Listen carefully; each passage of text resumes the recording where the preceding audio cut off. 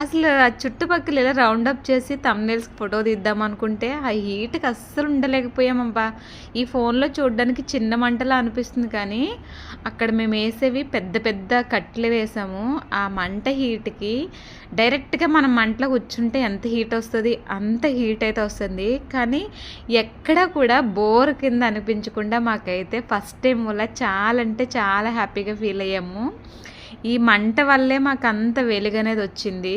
ఇంకా ఫుడ్డయితే ఇంటి దగ్గర నుంచి అమ్మ వాళ్ళ ఇంటి దగ్గర నుంచి కొంచెం రైసు, సాంబార్ తెచ్చుకున్నాం. అలాగే బయట నుంచి బిర్యానీ గూడా తెచ్చుకున్నాం. ఇంకా మొత్తానికైతే ఫుడ్ అది తినడం జరిగింది. కానీ చాలా హ్యాపీ అనిపిచ్చింది.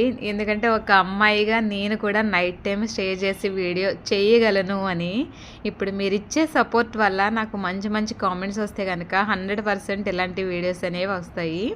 మధ్యరాత్రిలో అంటే 12 ఆ టైంకి మాకు బరకంలోకి ఏదో దూరినట్టు సౌండ్ వినిపించేసరికి నిజానికి పాము అనుకున్నాం దాన్ని. తీరా చూస్తే కప్ప. అప్పటికి ఎంతయిందో మీరే చూసారు కదా! నేను ఒక హాఫ్ అన్ అవర్‌కి టైం అనేది చూపిస్తున్నా. ఇంకా మా నాన్నగారు పడ్డ టెన్షన్ చూసిన తర్వాత నేను చేసేది ఫస్ట్ వీడియో కదా! సో, ఎంతవరకు రీచ్ అవుతదో తెలీదు కదా!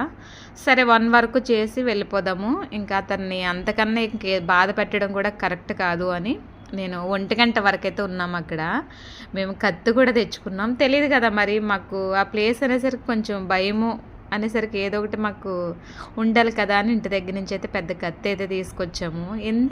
ఇంతకీ మా క్యాంపింగ్ వీడియోస్ ఇట్లా జరిగింది. ఎలా ఉందో ఏంటో మీరే కామెంట్ చేయండి, లైక్ చేయండి.